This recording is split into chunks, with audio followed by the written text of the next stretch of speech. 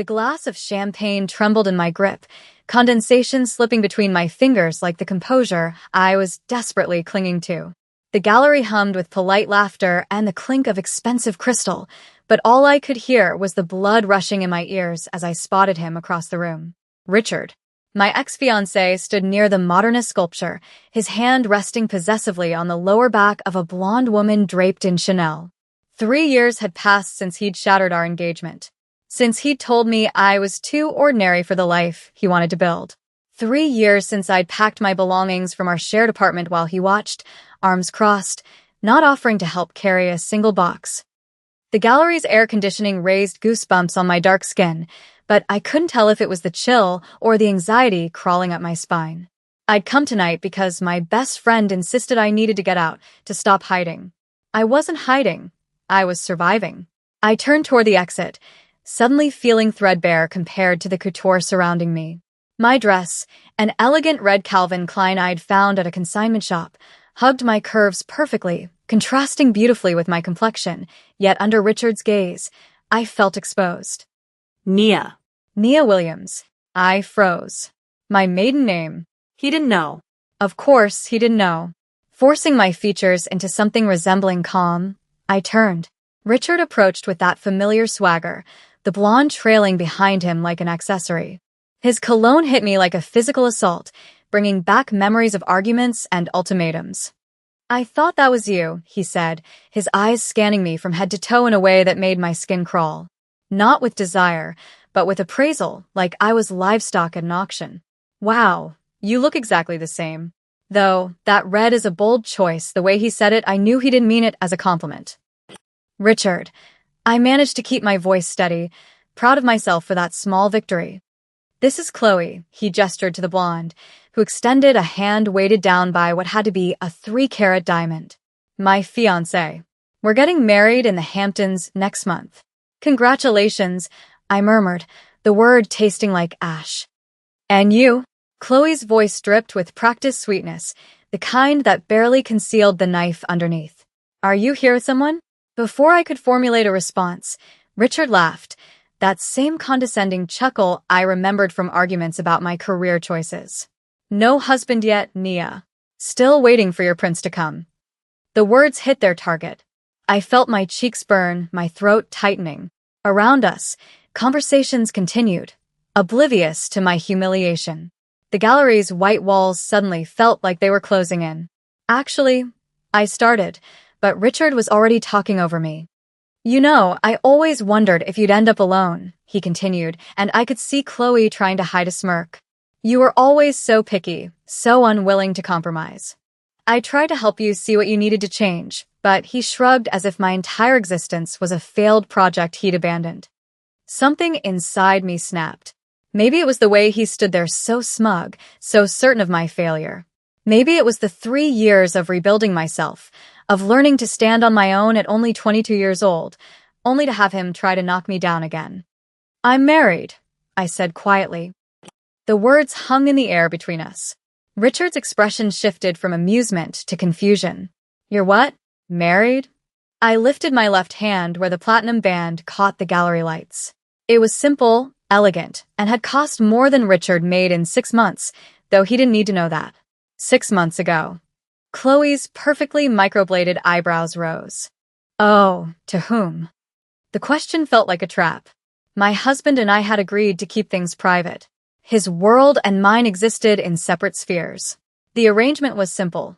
I got security, he got. Well, I was still trying to understand what he got out of it. "That's private," I said, the words sounding defensive even to my own ears. Richard's laugh was sharper now, edged with something ugly. "Private or imaginary?" Come on, Nia. If you were really married, you'd be here with him. "You always were a terrible liar." My face burned hotter. Around us, I noticed a few heads turning, drawn by the rising tension. The gallery's polished concrete floors suddenly felt unsteady beneath my heels. "I don't have to prove anything to you," I managed, but my voice wavered. "Still the same, Nia," Richard said, shaking his head with mock pity.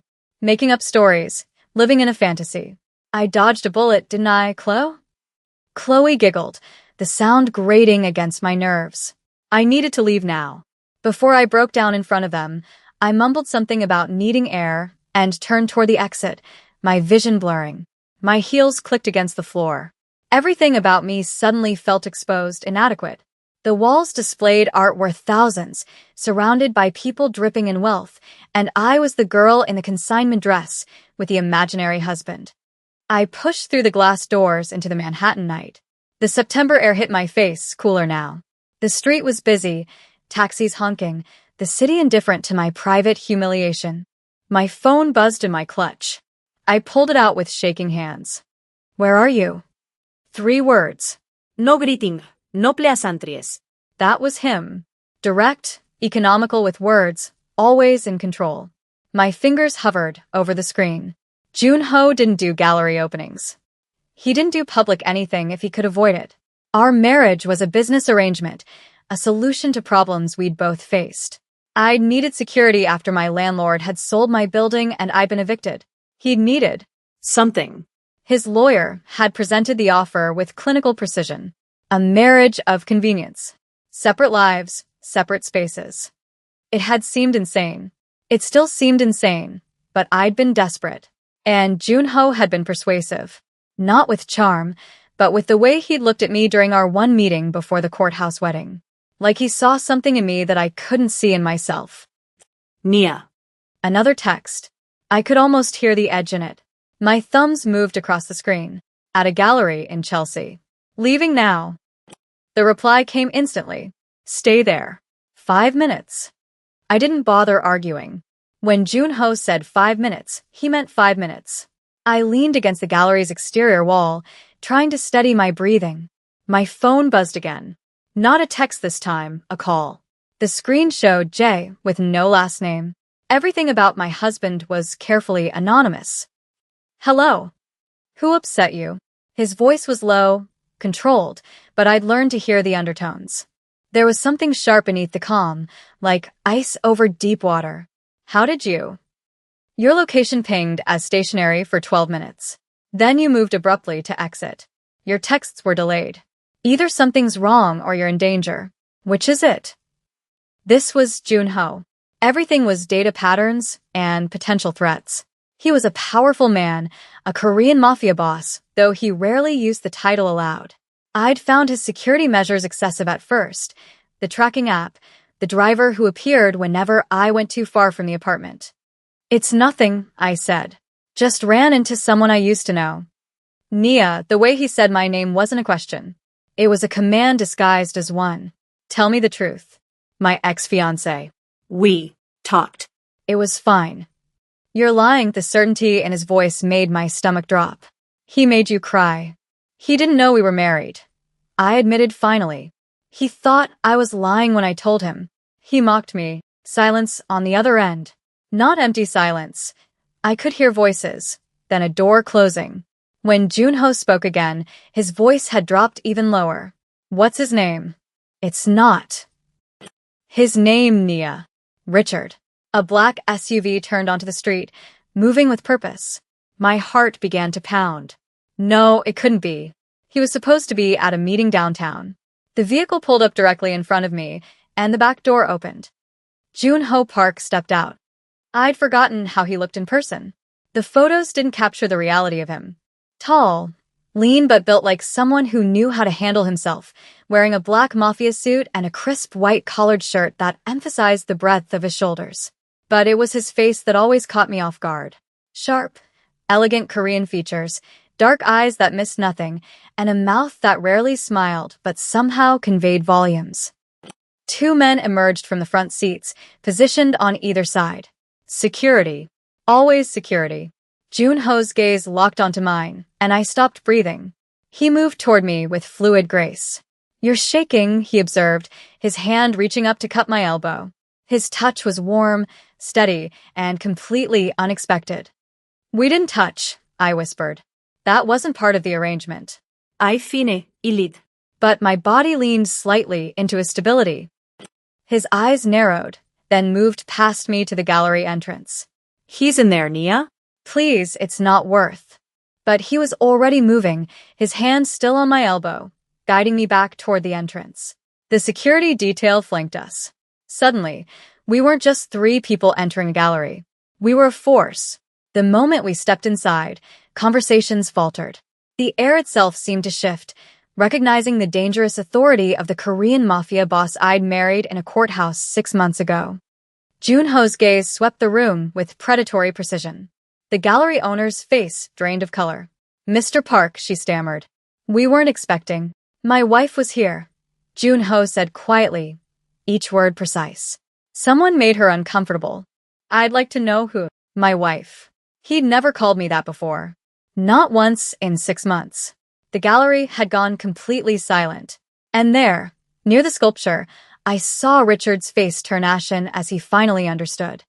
Every eye in the room had shifted from the art to us, to Junho's hand still firm on my elbow, to the men flanking us with the stillness of coiled violence. I'd never seen him like this.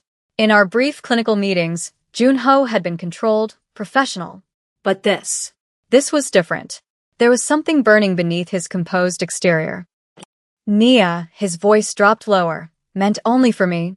Point him out." "The one in the gray suit," I heard myself whisper. The crowd parted without anyone consciously deciding to move. We stopped 3 feet from Richard and Chloe. Up close, I could see the sweat beading on Richard's forehead. Chloe had gone pale, her engagement ring suddenly looking gaudy rather than impressive. "You spoke to my wife," Junho's voice carried despite its quietness. It wasn't a question, it was a statement of fact from a mafia boss who did not tolerate disrespect. Richard's mouth opened and closed. We were just catching up. Old friends." "Friends," Junho repeated the word like he was tasting something rotten. "Is that what you call questioning the legitimacy of her marriage? Mocking her in public?" "I didn't mean." "I wasn't." "You told her she was lying." Junho took one step closer. Just one. But something in that movement made Richard stumble backward. "You called her a liar in front of your fiancé, in front of strangers. You humiliated her." "It was a misunderstanding," Chloe interjected, her voice shrill. Richard didn't know she was actually. Junho's gaze shifted to her, and she stopped mid-sentence. His eyes were dark, devoid of warmth. "You laughed," he said to Chloe. "You found her pain amusing." "I know, I wasn't." "June, please." I found my voice. "Can we just go?" He didn't look at me, but his hand found mine, fingers interlacing with a possessiveness that sent electricity up my arm. "In a moment," he said, "I want to make sure we're all clear on a few things. Nia is my wife. That's not a fantasy, not a story. It's a legal fact, and more importantly, it's a reality that you will respect." "Of course," Richard stammered. "Absolutely. I apologize." "You didn't think," Junho finished for him. "You didn't think that the woman you discarded might have value beyond what you could see. You didn't think she might be worth something to someone who actually knows quality." My chest tightened. The words were possessive, but they were also a defense of me. "For me." "We'll be leaving now," Junho said, guiding me toward the exit. "If I hear that you've spoken about my wife again to anyone, in any context, I'll take it as a personal insult. Do you understand what that means coming from me?" He didn't wait for an answer. We were already moving, the security detail falling into formation. The September night air hit my face again, but this time it felt different. The black SUV waited at the curb. Junho guided me inside first, his hand on the small of my back. The vehicle pulled away from the curb with smooth precision. Only then did Junho release a breath I hadn't realized he'd been holding. "Are you hurt?" he asked, turning to face me fully. "What?" "No," he just said some things. "Things that made you shake. Things that made you lie to me when I asked what was wrong." His hand came up, fingers catching my chin with gentle pressure. "Look at me." "I did." In the SUV's dim lighting, his features were sharper. "I vi fine, I whispered." "You didn't have to do all that." "Yes," he said quietly. "I did." "Why?" "We barely know each other. This is just an arrangement." Something flickered across his face.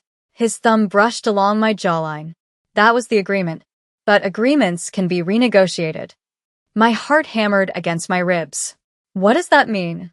Instead of answering, he reached for a phone mounted near his seat. "Richard Davis," he read aloud. "Works in commercial real estate. Leverage to his eyeballs." Interesting that he's planning a Hamptons wedding when he can't even pay his commercial debts. I stared at him. How do you? You've had him for less than 20 minutes. 18 minutes, Jun-ho corrected. His company is 3 months behind on payments to one of my associates. Your associates? I repeated. What exactly is it that you do, June? A ghost of a smile touched his lips. I solve problems. What you need to know is this. You're mine to protect now. Anyone who hurts you answers to the Park family. Answers to me. I can protect myself, I said, though the words lacked conviction. I know you can, his hand found mine again. But you don't have to anymore. The SUV turned onto a street I didn't recognize, heading away from my modest apartment in Brooklyn. Where are we going? My place. You're not going back to that apartment tonight. Someone is packing what you need. June. We need to talk. About what happens next. The penthouse occupied the entire top floor of a building that scraped the sky. The private elevator opened directly into a foyer of gleaming marble. Floor-to-ceiling windows offered a view of Manhattan that seemed impossible. The furniture was minimal but expensive, sleek leather, dark wood. I'll have Min-jun bring up your things, Jun-ho said, shrugging out of his black suit jacket. Beneath it, his white shirt was crisp, tailored perfectly to his frame. He moved to a bar cart. Wine. Red. He poured 2 glasses. I perched on the edge of a leather sofa, my red dress suddenly feeling loud in the monochrome space. Jun-ho sat beside me, closer than necessary. He'd rolled up his shirt sleeves, revealing forearms corded with muscle and marked with scars. You're nervous, he observed. You had someone pack my things without asking me. You brought me here, without asking. What you did at the gallery needed to be done. No, it didn't. We have an arrangement. Separate lives. This is temporary. Nia, the way he said my name made me stop. His hand came up, tucking a strand of hair behind my ear. The arrangement was a lie. My heart stuttered. What?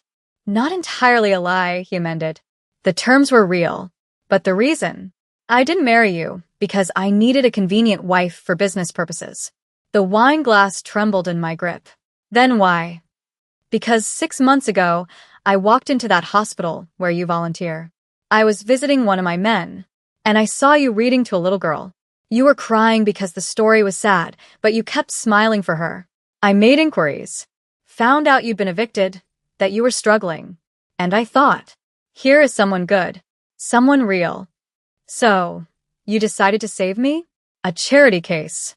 No, his hand cupped my face now. I decided to keep you. There is a difference. The possessiveness in those words should have terrified me. Instead, heat flooded through my body. I've been patient, he continued. 6 months of separate lives. Knowing you were sleeping in that apartment with locks that wouldn't keep out a determined teenager. I had to assign security just to make sure you made it home safely. You assigned security? The man at the bodega. The woman who jogs your route. Mine. I should have felt violated. Instead, I felt the weight of being seen. Why tell me this now? Because of what happened tonight. Because I saw how he made you feel small. And I'm done pretending this is temporary. I want a real marriage, Nia. With you. You don't know me. I'm managed weekly. I know you volunteer every Saturday. I know you eat Thai food when you're sad. I know you're stronger than you think. I'm not a good man, Nia. I am a mafia boss. I've done things that would make you run if you knew the details. But I swear to you, I will never hurt you. That sounds like obsession. Yes, he admitted, his eyes dark. That's exactly what it is. I should be scared. Are you? I searched my feelings. No. Then say yes. To staying. To being mine in more than just name. What about the 2-year timeline? Forget the timeline. I want forever, Nia.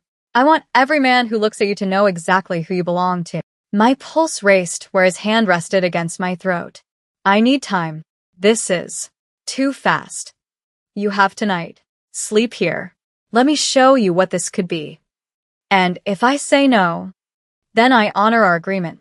But I don't think you will say no. He was right, and I hated how right he was. One condition, I whispered. Honesty. About us. All right, his thumb traced my cheekbone. Honesty. Okay, I whispered. I'll stay. We can try being a real marriage. The expression that crossed his face was overwhelming: relief, triumph, and hunger. You won't regret this, he promised. And then his lips were on mine. The kiss was nothing like I'd expected. It was achingly gentle, yet possessive. He tasted like whiskey and danger. His hands cupped my face, then slid into my hair. I opened for him, without hesitation. One arm banded around my waist, pulling me flush against him. Nia, he breathed against my lips. If you want me to stop, tell me now. I'd spent 3 years being practical, being careful. But Junho was offering something different. Don't stop, I whispered. Please don't stop. He lifted me, carrying me toward the bedroom. The world tilted as he laid me down on silk sheets, his body covering mine. Once I have you, Nia, I'm never letting go. I'm sure. I breathed, pulling him down into another kiss. Morning light filtered through the windows. I woke slowly, the unfamiliar weight of an arm across my waist grounding me. Juno. Memory flooded back, his touch, his voice, the way he'd worshipped my body. You're thinking too loud. His voice rumbled, rough with sleep. He tightened his hold on me. You're wondering if last night was a mistake. I'm not, I said, turning to face him. In the morning light, he was devastatingly beautiful. Dark hair messed from sleep, stubble shadowing his jaw. But now I could see the scars clearly on his chest and arms. How did you get this one? I traced a thin line on his shoulder. Knife fight. I was 19. Stupid. And this? A pucker on his ribs. Bullet. Attempted coup. Someone thought they could take my territory. Did you? Kill them? He met my eyes steadily. Yes. I didn't pull away. You're a Korean Mafia boss. I guess that comes with the job. It does. I'm not a psychopath, Nia. But I protect what is mine. And you are mine now. Which means anyone who threatens me becomes your problem? Yes. A knock at the door interrupted us. Juno tensed instantly. Yes, Mignon. Sir. You asked to be informed when certain information became available. Junho sat up, the sheet falling to his waist. Give me 10 minutes. He turned back to me. Your ex-fiancé. I had someone look into his finances more thoroughly last night. Richard has been embezzling from his company. He's using client funds to pay for that wedding.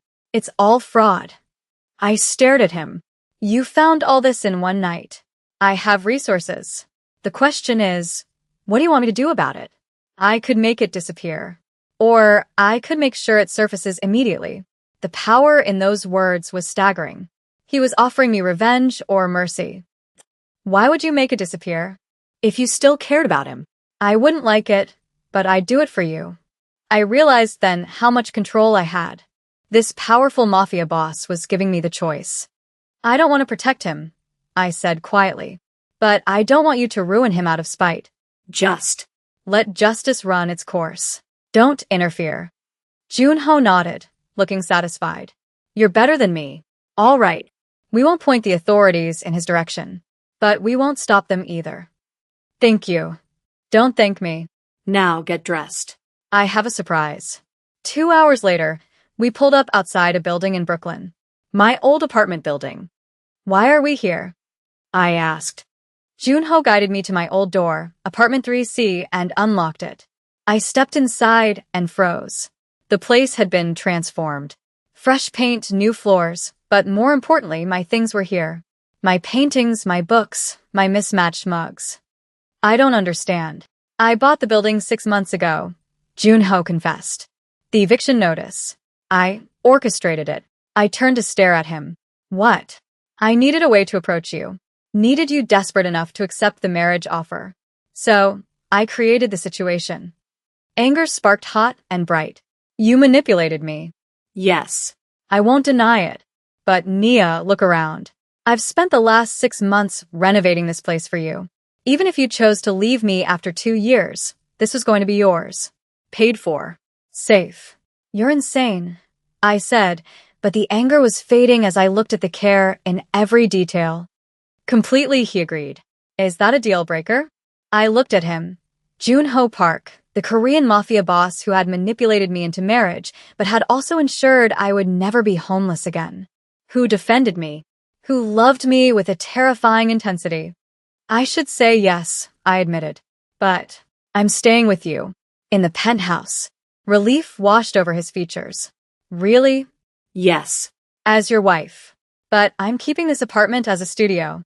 Done. He pulled me against him. You won't regret this. I know, I whispered, pressing a kiss to his jaw. I choose you. Obsession, mafia empire and all. 3 weeks later, I sat in the children's ward at the hospital, reading to a new patient. Minjun and the security team waited outside, discreet but present. Richard's arrest had made the news last week. Fraud and embezzlement. Chloe had left him immediately. He was a closed chapter. Mrs. Park. The little girl looked up from the book. You're smiling. Is it a happy story? I glanced down at the page. Yes, I said softly. Very happy, because it was. I had been ordinary and invisible, and then a man in a black mafia suit had seen me, truly seen me. It wasn't a fairy tale. It was messy and dangerous. But we were real, Junho and I. And I wouldn't trade being the mafia boss's wife for anything in the world.